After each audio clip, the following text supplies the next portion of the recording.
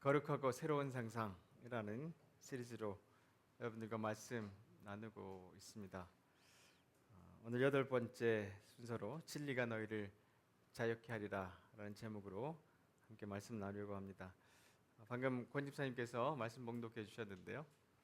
오늘 이제 요한복음 8장에 아주 특별한 또 사건이 일어나고 있습니다. 예수님께서 이제 성전 안에서 가르치고 계실 때 거기에 서기관과 율법학자들이죠. 그리고 바리새인들이 한 여인을 예수님 앞에 끌고 옵니다.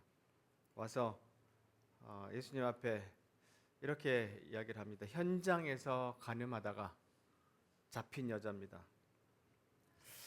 선생님이요, 이 여자가 현장에서 간음하다 잡혔는데 모세 율법에는 이런 여자들을 돌로 쳐 죽이라고 기록되어 있는데 선생님은 뭐라고 하시겠습니까? 이 장면만 우리가 딱 보면 굉장히 좀 살벌하고 무서운 장면이죠. 어떻게 예수님 앞에 이런 사람들 끌고 와서 이렇게 무리한 요구를 하는가, 이런 생각이 좀 들 텐데요. 오늘 이제 3절에서 6절 보면 이 사람들의 목적이 있잖아요. 그렇죠? 목적이 뭐라고 돼 있죠? 예수님을 함정에 빠뜨려 뭔가 책잡을 만한 발언을 유도하려고. 자, 예수님께서 돌로 치지 마라 그러면 모세 율법을 어기게 되는 거고, 돌로 쳐라 그러면 로마 율법을 어기는 게 됩니다. 로마가 이 당시에 이 지역을 지배하고 있었기 때문에 사형은 반드시 로마의 허락을 받아야 됐었어요. 또 그렇기도 하지만 사람들에게는 아주 잔인한 사람으로, 또 그동안 쌓았던 예수님의 많은 덕들을 해치는 그런 이제 결과를 가져오게 되겠죠. 하여튼 이런 목적을 가지고 예수님 앞에 이 여인을 끌어다 놨단 말이죠. 페이크와 팩트라는 책에 보면 요새 이제 이런 일들이 인터넷에 많이 벌어집니다.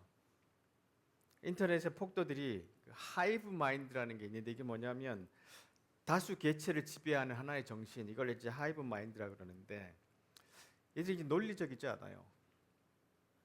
해롭지 않은 젊은 여성을 생생한 폭력으로 위협한 행위를 정당하다고 생각하고 자신들이 도덕적으로 우위에 있다고 여깁니다. 그리고 그 상대방을 몰락시키는데 열중할 만큼 크게 비틀린 상태에 있는 사람들이 꽤 많아요. 그는 윤리의식이 부족하다. 나는 그를 공격했다. 따라서 나는 도덕적으로 옳다. 이런 이제 말도 안 되는 논리들을 갖고 있어요. 그래서 과학자 조앤 프리덴버그라는 분이 이런 현상을 보고, 대부분 폭도들은, 인터넷에 있는 폭도들이나 오늘 예수님 앞에 나온 이런 폭도들, 최소한 법원 증인석이나 기자와의 인터뷰, 사법 심리처럼 어느 정도 생각한 뒤에 설명하라고 요구받기 전까지는 목표물이 타락했으므로 자기 행동이 완벽하게 정당하다고 생각한다 라고 한대요.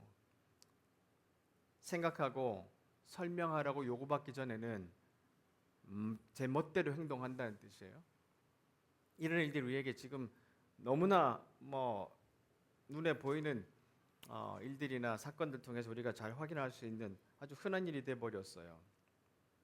성경에 보면 신명기에는 어떤 남자와 다른 남자의 아내와 간음하다가 성관계를 맺다가 들켰으면, 보세요, 남자와 여자를 다 죽여라 이렇게 기록되어 있습니다. 원래 성경에는. 그리고 이제 이 사람들을 고발하려면 반드시 현장에서 그것을 직접 본 두세 사람의 증인이 있어야 된다, 이렇게도 가르치고 있어요. 그러니까 이제 구약시대 굉장히 율법이 엄격했잖아요. 이걸 적용하려고 하는데 서기관과 바리새인들이, 근데 자기들이 율법에도 지금 맞지 않잖아요. 여자만 끌고 왔어요. 도대체 이 남자는 어디 갔냔 말이죠. 그리고 증인들이 어딨냔 말이에요. 자기들이 증인이라고 하지만 나중에 예수님이 죄 없는 자 이야기를 하니까 다 도망가잖아요. 그러니까 이 지금 자체가 뭔가 실제로 일어난 사건이라는 게 보다는 예수님을 함정에 빠뜨리기 위한 셋업이에요. 그렇죠? 모함이에요. 음모예요. 혹시 여러분이 이 영화를 보셨는지 모르겠지만 스토닝이라는 영화가 있습니다. 이 스토닝이라는 영화 그러니까 어떤 이제 내용이냐면 이란 게 프랑스 언론인인데 프리드론 사해 부사임이라는 사람이 이제 여행을 갔다가 이란에서 실제로 일어난 사건을 보고 책을 썼어요.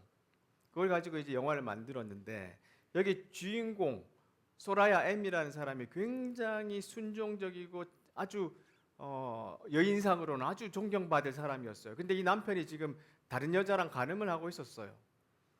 근데 자기 아내를 죽이려고 동네 사람들 친구들을 구워 삼습니다. 그래서 이 마을에 분위기를 조성한 다음에 아주 잔인하게 나중에 돌에 맞아 죽어요. 그 장면이 아주 진짜 리얼하게 실제로 일어난 사건이라 영화로 만들었는데 많은 이제 뭐 상을 받기도 했지만 또한 사람들에게도 이제 이슬람 쪽에서 비난을 받기도 했어요. 하여튼 이런 일들이 실제로 많이 벌어지고 있었던 거예요. 율법을 이용해서 실제로 아무 죄 없는 여인을 돌로 쳐 죽이는 사건들이 뭐 비일비재했었죠. 오늘 본문에도 아마 이런 내용들이 포함되어 있지 않나 그런 생각을 해봐요. 이 거짓말들, 이 여인을 지금 거짓말로 몰아세웠잖아요. 근데 이 거짓말을 몰아세우는 이유가 뭐냐? 조나선 스위프트라는 분이 이런 이야기를 했어요. 거짓말은 날아가고 진실은 쩔뚝거리며 그 뒤를 따라간다.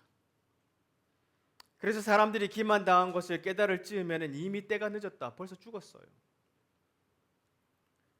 장난은 끝났고 얘기는 효과를 발휘했다. 화제가 바뀌고 난 뒤에 재치 있는 말을 생각해낸 사람처럼, 혹은 환자가 죽은 뒤에야 겨우 완벽한 약을 알아낸 의사처럼 말이다.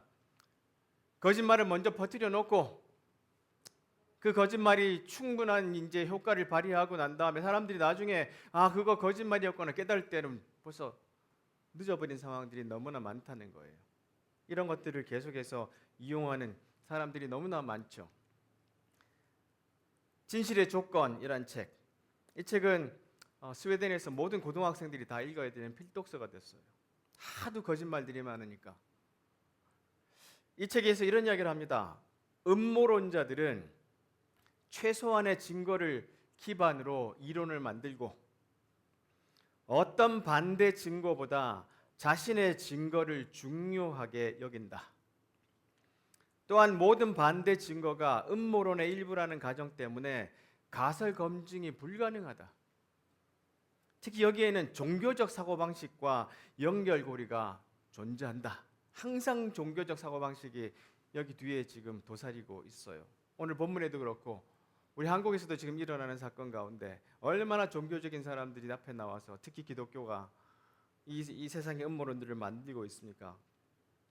반대 의견을 가진 사람은 아무것도 이해 못한 사람으로 설명되는 것이다. 역사적 뿌리를 가진 음모론의 공통적 행태는 대중을 속일 만큼 강력한 비밀 엘리트 집단에 의해 세상이 통제되고 있다는 것이다. 오늘도 이 서기관들과 이 바리새인들은 엘리트 집단들이에요. 그렇죠? 율법을 이용해 가지고 지금 이 음모론을 만들고 특히 예수라는 분을 죽이기 위해서 이런 것들을 사용하고 있고요. 그 전에 수많은 일들도 그렇게 나라를 만들어가는 이스라엘의 독특한 또 방식이기도 하지만 또 이스라엘뿐만 아니라 다른 곳에서도 많이 발견할 수 있습니다. 자, 이 지속적인 거짓말. 지금 이 지속적인 거짓말이 뭐냐면 지금 예수님을 어떻게 해서라도 지금 죽이려고 계속 지금 시험하잖아요. 그렇죠? 이 일로 율법으로 시험하고 도덕으로 시험하고 계속해서 지혜로 시험하고 반복적으로 계속 이런 일이 일어나는데 오늘도 그런 사건 중에 하나예요. 지속적인 거짓말의 효과는 뭐냐면 거짓을 진실처럼 받아들이게 하고 진실을 거짓이라고 선고하도록 만드는 것이 아니라, 그러니까 거짓이 진짜야, 진짜가 거짓이야 이렇게 만들려고 하는 목적이 아니고 뭐라고요? 세상에 대한 방향 감각을 잃어버리게 만든다. 이분이 메시아라는 것을 사람들이 도저히 알아보지 못하게 계속해서 다른 것으로 공격하고 음모론을 계속해서 쏟아붓는 거예요. 이 거짓말의 효과는 뭐냐면 참과 거짓의 문제가 아니라 방향 감각을 상실하게 만드는 거예요. 이것을 계속 듣다 보면 내가 무슨 방향으로 가야 하는지를 이 감각을 잃어버려요. 판단 능력을 상실하게 만들어요. 이게 그들의 목적이에요. 이분이 예수고 메시아다, 이분이 가르치는 것이 진짜다라는 것을 판단하지 못하게 만드는 결과를 이끌어오는 거예요. 그래서 계속해서 음모론을 계속해서 이제 예수님 앞에 놓는 거죠. 무엇이 진실이고 거짓인지 스스로 판단할 수 있는 개인의 능력에 대한 믿음을 잃어버린다. 뭐가 진짜인지 모르겠어. 그래서 오늘 본문에 보면 계속해서 사람들이 저 사람 하는 거 보면 메시아인 것 같은데 아니야 메시아가 갈릴리에서 날 수 있니? 이렇게 막 이제 그 상황들을 흔들어 놓잖아요. 그리고 난 다음에 어떻게 해요? 단순히 지도자의 말을 따르도록 그렇게 만드는. 그래서 계속해서 예수님에게 음모론으로 예수님에게 찾아가서 이 말로 저 말로 계속해서 예수님을 흔들고 사람들에게 저 사람 사마리아 사람이야, 저 사람 사생아야, 저 사람 거짓말쟁이야 라고 계속해서 그렇게 거짓말을 퍼뜨리고 있는 것이죠. 자, 예수님께서 이제 자기를 믿는 유대인들에게 이렇게 말씀하세요. 너희가 나의 가르침을 꼭 붙들고 있으면 진정 나의 제자인데, 우리가 참 잘하는 말씀이죠. 너희는 진리를 알게 되고 진리가 너희를 자유롭게 될 거다. 이 진리가 너희를 자유롭게 되게 된다는 말은 뭐 대학가에서도 그렇고요. 그렇죠? 굉장히 많이 쓰이는 유명한 말씀이 됐잖아요. 진리가 너희를 자유롭게 할 것이다. 이 진리가 정말로 중요한데 거짓말로, 헛소리로, 개소리로 계속해서 이 진리를 파괴하는 자들이 있다는 거예요. 자, 그러니까 유대인들이 보세요. 우리는 아브라함의 자손인데 한 번도 종이 돼 본 적이 없는데 왜 우리가 자유롭게 될 거라고 말합니까? 이렇게 대답합니다. 그러니까 예수님이 내가 진리를 말한다. 죄를 짓는 자마다 죄의 종이다. 실제로 우리가 누구의 속박되고 지배를 받는 그런 이제 자유를 빼앗기는 것도 있지만 더 큰 것이 있는데 그것은 죄라는 거야. 이렇게 예수님이 말씀을 하시죠. 자, 그 다음에 이 말씀에 대해서 이제 스뽕주교가 이렇게 해석을 하는데요. 이 종교 지도자들, 서기관과 바리새인들은 자신들이 자유롭지 않다는 것을 인정하지 않는다. 이집트 노예였던 시절을 잊어버렸어. 그리고 자신들이 누구에게도 속박된 적이 없다고 착각해요.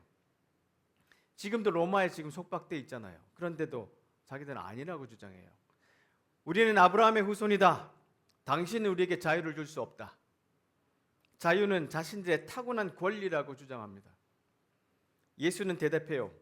나는 다른 종류의 속박, 자기 중심성으로의 인한 속박, 생존을 위해서만 동기부여가 되는 삶의 속박, 불안점과 두려움으로 인한 속박, 사람들이 자신의 존재를 기뻐하지 못하도록 만들며 무엇인가가 되기 위해서는 투쟁하도록 만드는 속박에 대해서 말한다.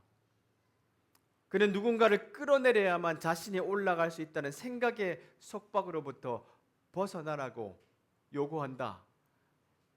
이 율법학자들, 바리새인들은 자기들이 자유롭다고 이야기해요. 근데 여러분, 이들의 모습을 보면 전혀 자유로운 사람이 아니란 것을 발견할 수 있어요. 얼마나 속박되어 있는 사람들인지. 저 예수라는 자를 죽여야지만 여전히 우리의 권력과 힘을 발휘할 수 있겠다라는 이 권력에 대한 속박도 있죠.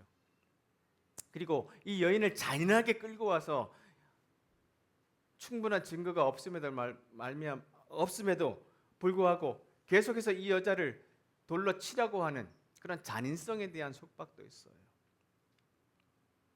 예수님은 진리가 너희를 자유케 하겠다는 말씀을 통해서 우리가 이런 속박에서 벗어나라는 거예요. 그게 너희들이 실제로 로마나 이집트에 속박된 것보다 이 죄에 대해서 속박된 것이 얼마나 큰 것인지를 깨달으라는 거예요.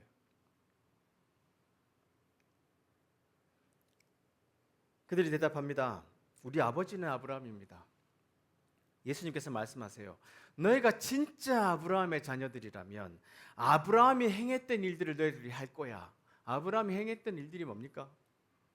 본토 아버지 집을 떠났잖아요. 그렇죠?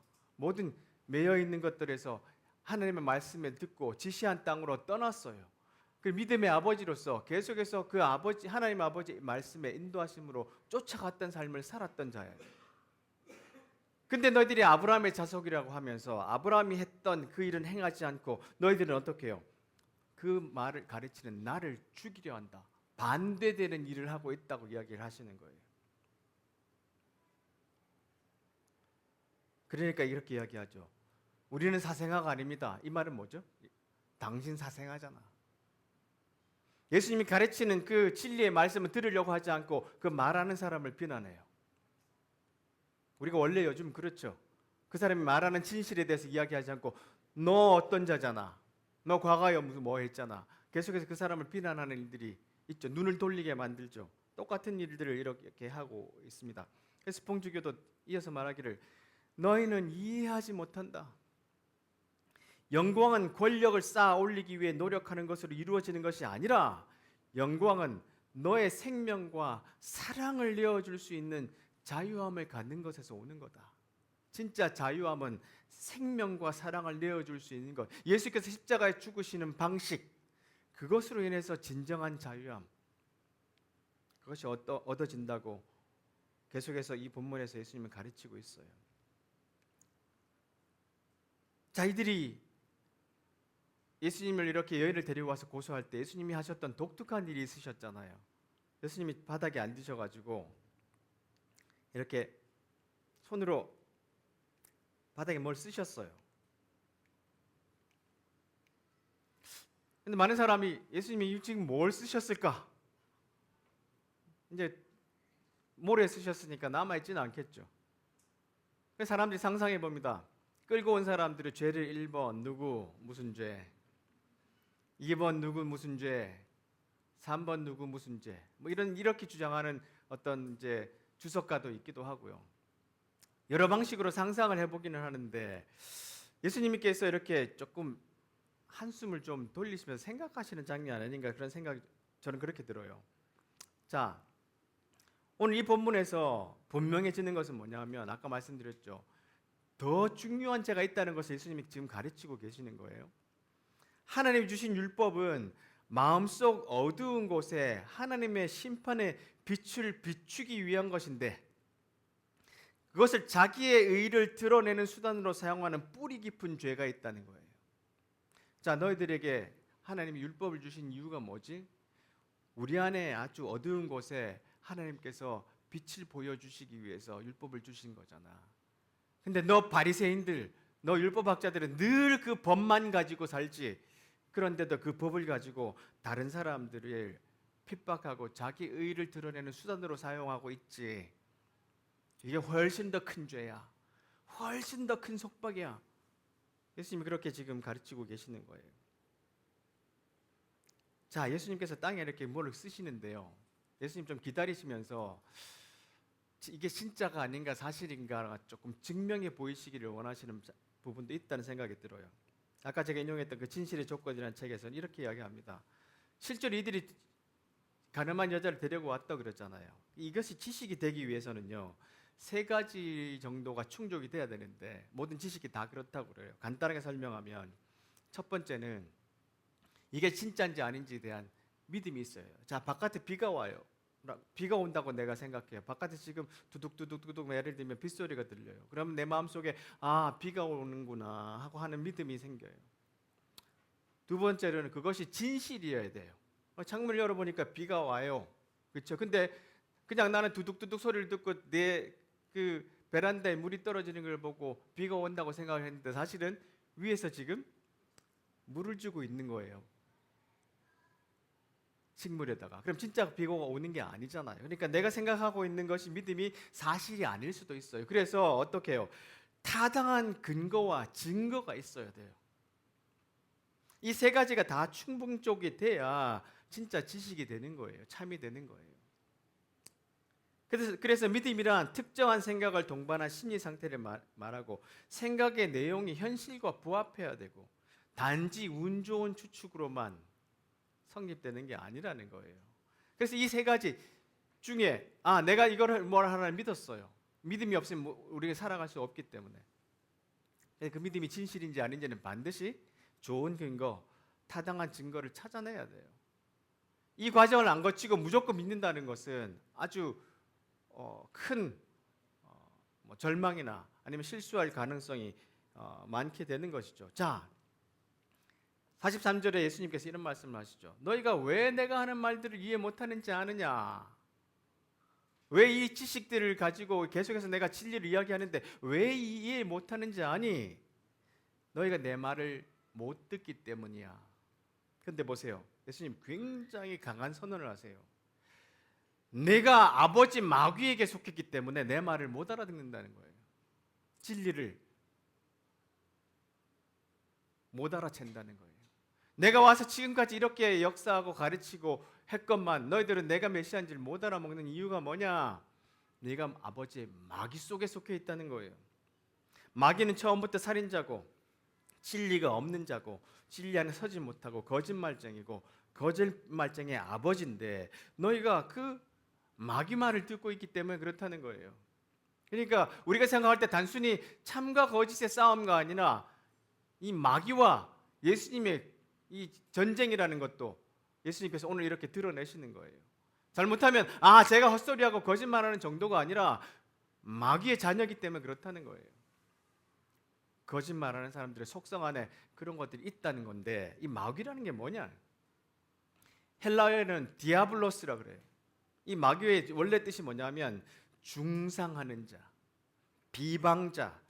보세요. 거짓을 퍼뜨리는 자예요. 이것을 마귀라 그래요. 그러니까 어떤 영적인 실체가 있는 마귀도 있겠지만 그것에 대해서 거짓을 퍼뜨리는 자들을 마귀라 그래요. 그래서 오늘 말씀에 보면 거짓의 아버지. 그 거짓의 아버지 속에 속해 있으니까 진리의 말씀을 못 알아먹는다는 거예요.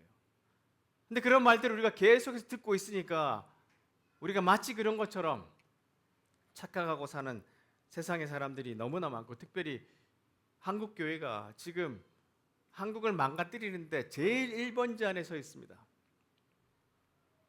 그들이 보내는 카톡, 집사님, 권사님 하면서 나가서 계속해서 저 앞에서 여러분 지금 광화문이나 어디 가서 보세요. 전부 집사님, 권사님, 장로님이에요. 그 앞에 서서 책동하고 있는 자들이 누굽니까? 목사들이에요. 사탄 마귀의 자식들입니다. 근데 우리가 그들이 진짜 진리를 말한다고 믿는 사람들이 너무 많아요. 그 보세요. 디아블로스, 거짓말하는 자, 중상하는 자, 모략하는 자들이에요. 페이크와 팩트에서 이런 이야기를 합니다. 인간의 마음은 정교하지만 우리는 감정적인 동물이다. 인간은 비합리적인 유인원이며 의심스러운 결론에 깊이 집착하고 생각하지 않고 반응한다. 우리는 상상하기도 힘든 파멸의 도구를 만들어서 격변의 한가운데 던져졌다. 위대한 생물학자 에드워드 윌슨이 주장했듯이 인류의 진짜 문제가 뭐냐 하면 원시인의 감정과 중세의 제도, 신에 필적하는 기술을 가졌다는 점입니다.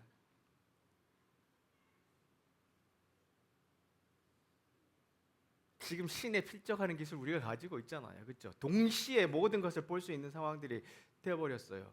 근데 원시인의 감정, 생각하지도 않고 의심해보지도 않고 비판적이지도 않고 누가 한마디 하면 다 거기에 쓸려 들어가는 이런 방식 속에 우리가 던져져 있는데 이것이 인류의 큰 문제라는 거예요. 거짓말도 있지만 요즘 또 헛소리, 개소리가 많습니다. 영어로 하면 bullshit인데요. bullshit이라고 영어 말을 헛소리로 번역하는 책도 있고 개소리로 번역하는 책도 있습니다. 이 헛소리는 거짓말과 좀 달라요. 헛소리는 뭐냐면 진실이나 논리적 일관성, 실제 전달되는 정보를 노골적으로 무시합니다. 이것은 거짓말과 참의 문제가 아니에요. 이거는 그냥 노골적으로 다 무시해요.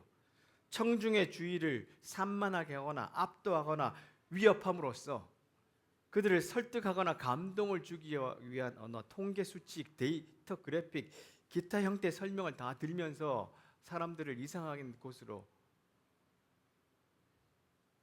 끌고 가요.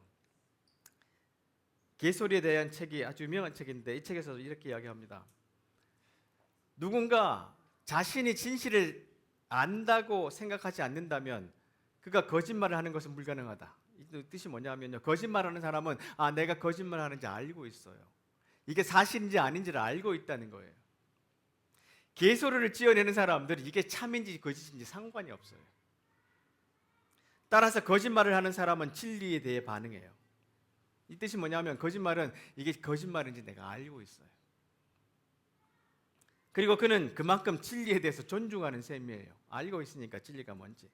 정직한 사람이 말할 때 그는 오직 자신이 참이라고 하는 말을 우리는 믿어요. 그렇죠? 근데 거짓말쟁이는 이에 상응하게 자신의 발언이 거짓이라고 여기는 것이 필수불가결해요. 그러니까 거짓말쟁이들도 이게 참인지 아닌지는 알고 있어요. 그런데도 거짓말하는 거예요. 근데 보세요. 이 개소리쟁이들은 모든 것이 무효다. 그는 진리의 편도 아니고 거짓의 편도 아니에요. 정직한 사람의 눈과 거짓말쟁이의 눈은 사실을 향해 있지만 개소리쟁이는 조금도 사실에 눈길을 주지 않아요.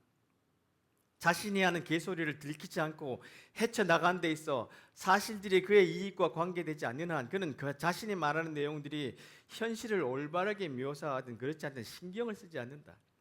그는 그저 자기 목적에 맞도록 그 소재들을 선택하거나 가공해낼 뿐이다. 왜요? 돈이 되니까. 여러분 며칠 전에 성관이에 중국 해커 99명이 침범해가지고 다 잡혔다고 사진이 올라온 무슨 스카이 땡땡땡이라는 신문이 막 이 우파들에게 정말로 미친 듯이 돌아다녔어요. 근데 알고 보니까 2016년도에 불법 조업하다가 잡힌 중국 어선들 사진이에요. 그걸 조작해가지고 올립니다. 그러면 그걸 사람들이 사진을 보고 모든 그 사람들이 나눠 가지면서 자 봐라. 이 개소리 하는 사람들은 이게 진짜인지 아닌지 상관없어요. 무조건 퍼뜨립니다. 돈이 되니까. 그러니까 우리는 보세요. 우리의 믿음을 검증하고 증거를 찾는 과정에서 책임이 있는 존재들입니다. 진실의 조건에서 오사 빅포러스가 이렇게 얘기하죠. 이러한 철학적 논쟁을 논외로 한다면 보통 우리는 근거에 대해서 간단히 말할 수 있는데 때로는 객관적인 것과 때로는 주관적인 것들을 염두에 두는데 여기 보세요. 중요한 것은 이 두 가지를 분명히 구분하고 좋은 근거라고 생각하는 것들에 대해 언제나 비판적인 자세를 취하는 거다. 비판적인 자세. 이 소스가 정확한가? 따라는 정확한 어떤 비판적인 자세를 보고 그 뒷받침하는 증거를 찾아내고 아무런 연관이 없는 것은 아닐까라는 질문도 던지고요.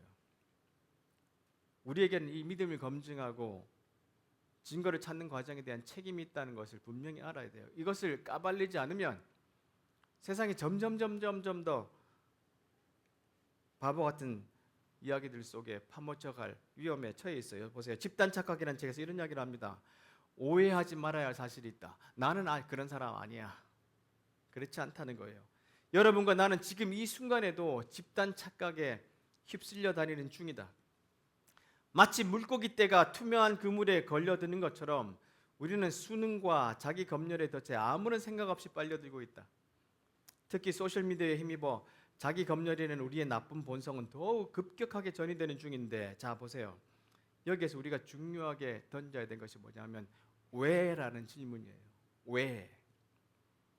왜라는 질문을 하면 사회적 접촉을 길러낼 뿐만 아니라 집단 착각의 연쇄가 벌어질 가능성을 조기에 차단할 수 있다. 다른 사람들의 선택의 바탕에 깔린 이유가 뭔지, 그 사람들이 왜 이런 행동을 하는지, 내가 왜 이런 행동을 하는지, 우리 스스로의 가치관과 우선순위에 부합하는지, 더 나아가 내가 그 사람의 입장이라면 같은 방식으로 행동할지에 대해서 따져 물어봐야 돼요. 근데 그러기엔 너무 귀찮아. 너무 에너지가 많이 소비돼. 내가 좋아하는 것만 보고 좋아하는 이야기 들으면 오케이 하고 넘어가는 우리의 아주 나약함들을 바라볼 수 있다는 거예요. 그래서 우리는 쉽게 동의하면 안 돼요. 목사 말이라도 쉽게 동의하면 안 됩니다. 제 말도 마찬가지예요. 목사 말 하나님 말씀 아니에요. 착각하시면 안 돼요. 절대로 그렇게 착각하시면 안 돼요. 목사는 하나님 말씀 아니에요. 그렇게 해석해서 여러분들이 가르치고 예를 쓰지만 여기에는 많은 오류들이 있습니다. 말씀을 맺겠습니다. 사람들이 예수님께서 하신 말씀, 죄 없는 자부터 돌로 쳐라, 그 말씀 들으니까 보세요. 나이 많은 사람들로부터 시작해서 슬슬 빠져나갔어요. 왜 나이 많은 사람들부터 빠져나갔을까? 죄가 많잖아요. 그렇죠? 죄 없는 자 생각해보니까 젊은 애들은 조금 더 시간이 걸릴지 몰라도 나이 많은 사람들은 죄가 너무 많아. 하나 둘씩 빠져나갔어요. 그리고 홀로 있는 여인만 남게 됐어요. 근데 예수님은 꼭 이렇게 죄를 지었거나 병이 들었거나 하는 사람들을 개인적으로 만납니다. 바리새인들은 질질질 끌고 와서 앞에다가 던져놓고 죽일래 살래 하는 방식으로 폭력적으로 대하지만 예수님 보세요. 개인적으로 여인을 만납니다. 그리고 여인에게 말씀하세요. 고소하던 사람들이 어디냐? 아무도 너를 정죄하지 않는다. 그리고 대화를 하죠. 그러니까 주님 아무도 없습니다 라고 여인이 대답합니다. 예수님께서 나도 너를 정죄하지 않는다. 가라. 그리고 죄에 얽매지 말고 자유롭게 살아라. 이게 진짜 우리 예수님이 하시는 방식이에요. 사람을 사람으로 보고 그 죄를 보지 않고 그 여인을 일으키고 세워서 자유를 주고 회복시켜 주시는 정의. 이게 우리 주님이 하시는 새로운 상상의 방식이에요. 모세 율법이냐 로마 율법이냐 죽일래 살릴래가 아니라 개소리에 휘둘려서 그 판단 없이 있는 것이 아니라 잠시 생각을 가지면서 비판적인 사고, 어떤 대답을 해야 될까? 거기에 지혜를 주시는 하나님에 대해서 의지하고 그걸로 사람들에게 대답할 때 사람들이 다 깨닫고 슬슬 그 분노와 폭력적인 사고방식에서 벗어나 이렇게 해체가 되고 그리고 난 다음에 아주 사랑하는 마음으로 이 여인을 만나서 그 여인을 세워주는 방식. 이게 우리 주님의 새로운 사고방식이고 상상력 아닙니까? 진리가 너희를 자유케 하리라. 그래서 우리는 더욱더 그 진리를 사모하고 그 진리 안으로 가고자 하는 사람들이 돼야 돼요. 골로새서 말씀이 이렇게 말합니다. 서로에게 거짓말하지 마십시오. 이제는 과거의 잘못된 삶에서 진정으로 벗어나야 할 때입니다. 여러분에게 삶 속에 새로운 삶이 시작됐습니다. 여러분은 새 생활 가운데 더욱더 새로워져 가고 있습니다. 어떤 새로운 방식이요? 창조하신 그분의 모습을 닮아가는 겁니다. 이 삶 속에서 하나님을 아는 참된 지식이 점점 더 자라날 것입니다. 일어난 사건 속에서 우리는 어떻게 대한다고요? 바로 우리 예수께서 하신 방식으로. 그 사건들을 대하고 사람들을 만나고 사람들을 세워주는 방식. 그 방식이 진정으로 이 시대에 우리에게 필요한 평화와 사랑의 해결 방식이 아닌가 생각해 봅니다. 기도하겠습니다.